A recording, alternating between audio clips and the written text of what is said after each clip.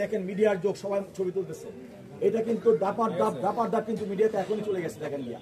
কাজেই দলের মঙ্গল তো আপনারা চান, আজকে আমাদের প্রতিপক্ষ কোনোভাবে কিন্তু দুর্বল না। কাজেই এই আগামী দিনে আরো প্রতিপক্ষ কিন্তু আসবে। দয়া করিয়া আমরা দলের স্বার্থে আপনার দয়া করিয়া আপনারা কোন রকম বিশৃঙ্খলা করবেন না প্লিজ। আপনারা ভালো থাকেন, আমরা যাচ্ছি স্যারের সঙ্গে কথা বলে। আমরা স্যারের যে নির্দেশনা স্বেচ্ছাসেবক দলের সালাম নিন, ফারুক স্যারের সালাম নিন, খালেদা জিয়ার সালাম নিন, তারেক রহমানের সালাম নিন, ফারুক স্যারের সালাম নিন, স্বেচ্ছাসেবক দলের সালাম নিন।